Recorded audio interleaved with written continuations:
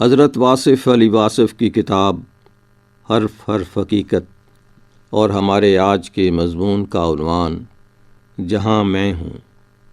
میں سوچتا ہوں کہ میں کہاں ہوں۔ یوں تو میں اپنے آپ میں اپنے گھر میں ہوں، اپنے حالات اور مسائل میں ہوں، اپنے فکر و ذکر میں ہوں، اپنے غم اور اپنی خوشیوں میں ہوں، لیکن میں سوچتا ہوں کہ شاید میں کہیں بھی نہیں ہوں۔ میں اپنے نام کے پردے میں چھپا ہوا ایک راز ہوں، شاید بہت پرانا، غالباً قدیم۔ میں مالک کے ارادے میں تھا، اس کے حکم کے تابع ہوں اور اس کے روبرو حاضر رہنے کے انتظار میں ہوں۔ میں اپنے پروگراموں میں بہت مصروف ہوں، یہاں تک کہ میں خود بھی بھول جاتا ہوں کہ میں ایک راز ہوں، لیکن یہ راز اتنا سربستہ بھی نہیں۔ میں اپنے اظہار میں بھی رہتا ہوں، اور یہ راز کہ میں راز بھی ہوں اور اظہار میں بھی ہوں میری سوچ کا باعث ہے۔ راز کس نے بنایا اور اظہار میں کون آیا، یہاں سے سوچ کا آغاز ہوتا ہے۔ میرے تخلیق ہونے میں میرا کوئی دخل نہیں، یہ سب اس کی منشا، اس کے ارادے اور اس کے حکم سے ہوا۔ اس طرح میرا ہونا نہیں، یا یوں کہہ لیں کہ میرا ہونا میرا نہ ہونا ہے۔ میں خود کسی کا پروگرام ہوں، میرا اپنا کیا پروگرام ہو سکتا ہے؟ میں بس چل رہا ہوں، جو ساتھ ہے اس کی تلاش میں ہوں، اور یہ تلاش ایک لامتناہی سفر ہے۔ اگر ہم پیدا ہوتے اور پھر مر جاتے تو کوئی بات نہیں تھی، یہاں تو اس سفر کے بعد ایک اور سفر، ایک اور انتظار موجود ہے، گویا کہ مر جانا نہیں۔ اگر مر جانا نہیں تو پھر جینا کیا جینا ہے؟ پھر بھی جب تک ہم ہیں، اور میں یہ بھی سوچتا ہوں کہ میں سے ہم کب ہو جاتا ہوں؟ کیا میں ایک فرد ہوں یا میں ایک بے انتہا سلسلہ افراد کا مجموعہ ہوں؟ یہ سوال میرے لیے اہم ہے کہ میں یہاں ہوتا ہوں اور مجھے میرے وہاں ہونے کی بھی اطلاعات ملتی ہیں۔ میں کبھی صرف ذکر ہوں، ذکر کا مطلب اظہار یعنی بیان، اور کبھی میں ذاکر ہوں یعنی بیان کرنے والا، اور کبھی میں مذکور ہوں، میں بیان ہوتا ہوں۔ گویا کہ ذکر، ذاکر اور مذکور ایک ہی ذات ہے۔ میں اس ذکر کی بات کر رہا ہوں جو ذکر اکبر ہے۔ میں تو ایک سوچ کی بات کر رہا ہوں۔ جہاں تک میرے تذکرے ہیں میں وہاں تک ہوں، اور جہاں مجھے کوئی نہیں جانتا وہاں میں کیسے ہو سکتا ہوں؟ اور میں جانتا ہوں کہ میں اپنے بارے میں کچھ نہیں جانتا۔ میرے غم عارضی ہیں، میری خوشیاں عارضی ہیں، میرا گرد و پیش عارضی ہے، میری محبت اور نفرت عارضی ہے، میری صحت اور بیماری عارضی ہے، اور یہ سب کچھ جاننے کے باوجود میں اپنے آپ کو عارضی نہیں مان سکتا۔ اتنی بڑی خوبصورت کائنات جس کو دیکھ کر قادر کی قدرت کے جلوے میسر آتے ہیں، مجھے عارضی نہیں ہونے دیتی۔ میں اپنی پسند کا منظر ہوں، بلکہ اپنی پسند کے مناظر ہوں۔ میں ان نظاروں میں رہتا ہوں، اور یہ نظارے ہمیشہ سے ہمیشہ تک ہیں۔ ان نظاروں کو چاہنے والا عارضی کیسے ہو سکتا ہے؟ میں ہوں تو ایک فرد واحد ہوں، لیکن میں وہ ذرہ ہوں جو صحرا میں ہے، وہ قطرہ ہوں جو کلزم میں ہے، وہ انسان ہوں جو انسانوں میں ہے۔ بظاہر انسان مر جاتا ہے، لیکن انسان کبھی نہیں مرتا۔ انسان زندہ چلا آ رہا ہے۔ یہ خالق اور مخلوق کی بات ہے۔ انسانوں میں ہونا یا فرد ہونا الگ الگ مقامات ہیں۔ میں اس راز کو حل کرنا چاہتا ہوں کہ میرے خیال میں کیوں میرے خیال نہیں ہیں۔ میں حال میں ہوں، لیکن میرا علم، میری دینی تعلیم، میری محبتیں ماضی میں ہیں۔ میری عقیدت ماضی سے وابستہ ہے۔ اگر ماضی یک لخت ختم ہو جائے تو میرے پاس میرا دین بھی نہیں رہ جاتا۔ میری تاریخ ختم ہو جاتی ہے، میرے تمام قوا مفلوج ہونا شروع ہو جاتے ہیں، گویا ایک وسیع پس منظر کے آگے ایک دیوار سی بن جاتی ہے۔ میں ماضی میں رہتا ہوں، ان لوگوں کی یاد میں رہتا ہوں جن کو میں نے دیکھا نہیں، جو میرے ہم عصر نہیں۔ مجھے ان سے عقیدت ہے۔ میں مزار کو بھی ایک راز سمجھتا ہوں، ایک پردہ ہے جس کے پیچھے بہت سی تجلیات چھپی ہوئی ہیں۔ میں ان کے خیال میں رہتا ہوں، وہ میرے خیال میں رہتے ہیں۔ گویا میں وہاں ہوتا ہوں جہاں میں نہیں ہوتا۔ میرے سامنے وہ نظارے ہیں جو میرے سامنے نہیں ہیں۔ میں سوچتا ہوں کہ یہ کیسے ہو گیا کہ میں چلتے چلتے کہیں اور چلا گیا۔ میری رہائش کہیں ہے اور میں رہتا کہیں اور ہوں۔ میں مزارات کے بارے میں سوچتا ہوں، خانقاہوں کے بارے میں سوچتا ہوں۔ یا اللہ، یہ کون لوگ تھے کہ جن کے ہاں مر جانے کے بعد بھی میلہ لگا رہتا ہے؟ انہوں نے موت کو میلہ بنا دیا، اور ہم ہیں کہ زندگی پر بھی سکوت مرگ مسلط ہے۔ میں سوچتا ہوں کہ میں کس حد تک اس بات کو سوچتا رہوں گا کہ جسب کیا ہے، کہ ایسا نہیں ہو سکتا کہ میں بھی بھوک لگنے پر کھا لوں اور نیند آنے پر سو جاؤں، اپنے آپ میں رہوں، اپنا بھلا سوچوں اور صرف اپنے لیے زندہ رہوں اور صرف اپنے لیے مر جاؤں۔ لیکن یہ بات تو ممکن نہیں۔ میں اپنے عزیزوں میں تقسیم شدہ ہوں، اپنی چاہتوں میں بکھرا ہوا ہوں اور اپنے خیال کی رفتوں تک وسیع ہوں۔ میں ایک سلسلہ ہوں کہ پچھلے سلسلے کی آخری کڑی ہوں اور آنے والی نسلوں کا آغاز بھی ہوں۔ مجھ پر اختتام ہے اور مجھ سے ہی آغاز ہے۔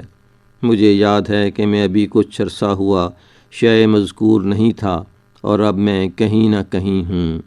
یہ مختصر سی موجودگی نہایت ہی مختصر ہے، ایک چنگاری ہے کہ چمکتی ہے اور غائب ہو جاتی ہے۔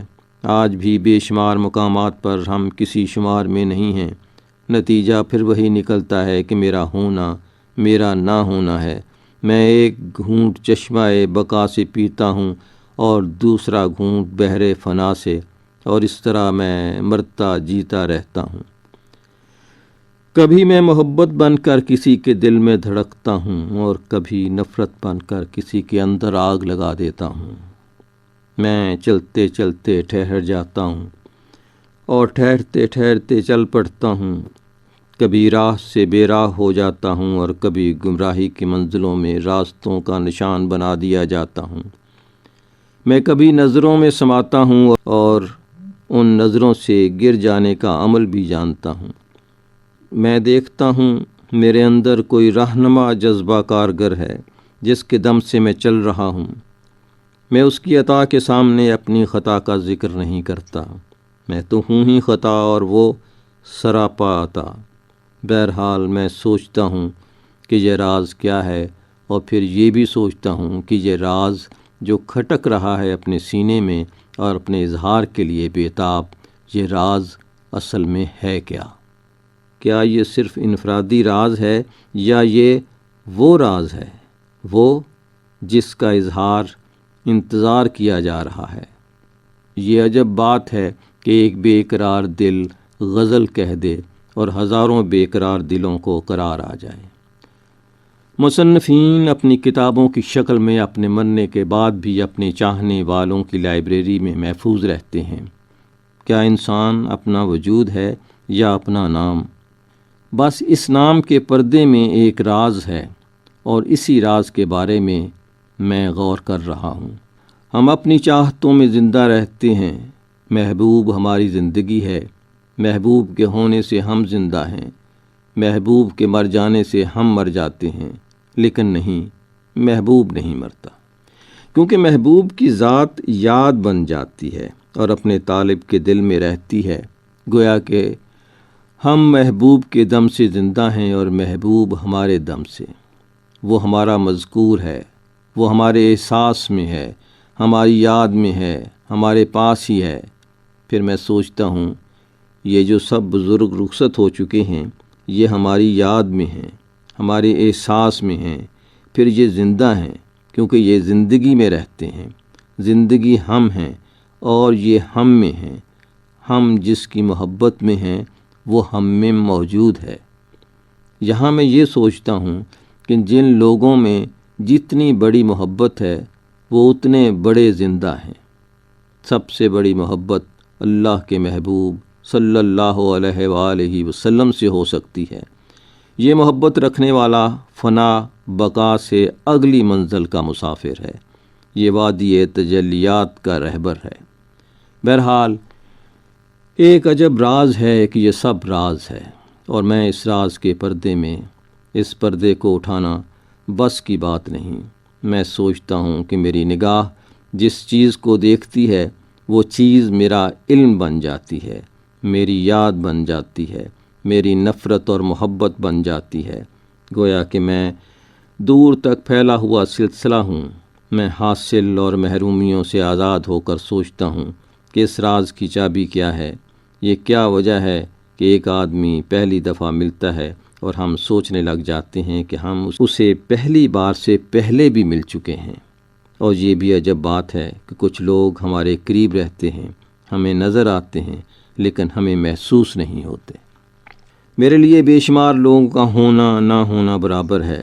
کبھی کبھی میں اخبار پڑھ جاتا ہوں اور ان میں کبھی کوئی خبر نظر نہیں آتی۔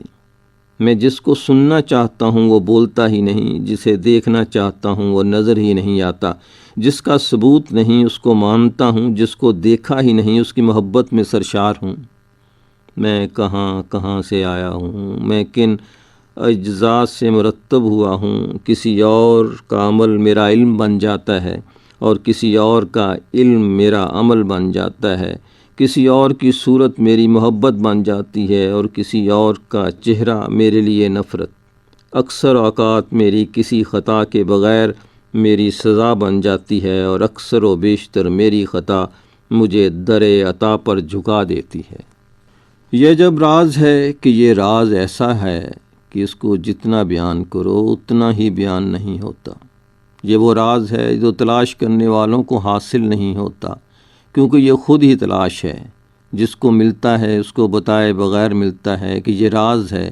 یہ راز کئی شکلیں اختیار کر سکتا ہے۔ ایک سائل آتا ہے، دروازے پر دستک دیتا ہے، خیرات کا سوال کرتا ہے۔ انکار پر وہ کہتا ہے مجھے غور سے دیکھو، میں تمہارا راز ہوں۔ میں بخیل کو سخی بنانے والا نسخہ ہوں۔ عبادت اس منزل پر نہیں پہنچاتی جہاں میرے دل سے نکلی ہوئی دعا بیٹا دعائیں لو یہ نیکی ہے۔ انسان خالق کا مظہر ہے، اس کی قدر کرو، یہ تم ہی ہو، تمہارا بھائی تم ہی ہو، جس طرح تمہارا ہاتھ تم ہی ہو، تمہاری آنکھ تمہاری ہے لیکن نہیں، یہ جلووں کی ہے۔ انہوں نے تیرے پاس آنے کا یہ راستہ بنا رکھا ہے، اصل میں جلووں کا آنا مقصد ہے۔ تم جلووں کے لیے ہو، گویا کہ تم جلووں میں ہو۔ جب تم ہی جلووں میں ہو تو پھر خود ایک جلوہ ہو۔ تمام نظاروں کی کنجی تیری آنکھ میں ہے، تیری آنکھ نظاروں کا ایک حصہ ہے۔ یہ نہ ہو تو نظاروں کا حسن ختم ہو جائے۔ گویا کہ نظاروں کی جان تیری آنکھ ہے۔ کبھی اپنی آنکھ کا نظارہ دیکھنے کی کوشش کرو، نہیں، یہ راز ہی رہے گا کہ آنکھ کی نظر کیا ہوتی ہے اور منظر کی آنکھ کیا۔ یہ ساتھ رہتے ہیں اور پہچان نہیں ہوتی۔ انسان خود ہی کسی کا راز ہے، وہ خود کیا راز دریافت کرتا ہے، لیکن ابھی وہ راز اظہار کے انتظار میں ہے۔ اسے معلوم کرنے کی کوششیں صدیوں سے ہو رہی ہے۔ اقبال کو قدسیوں نے بشارت دی، وہ راز اب آشکار ہوگا۔ اس راز کا راز یہ ہے کہ جو شخص اس راز کو دریافت کرنے نکلتا ہے وہ خود ہی راز کا حصہ بن جاتا ہے۔ نگاہ یار انسان کو آشنائے راز کرتی ہے، لیکن راز بیان کرنے کی بجائے جلوہ نگاہ یار میں کھو جاتا ہے۔ اس کے زمین و آسمان بدل جاتے ہیں۔ وہ اس دنیا میں رہتے ہوئے کسی اور دنیا میں پہنچ جاتا ہے۔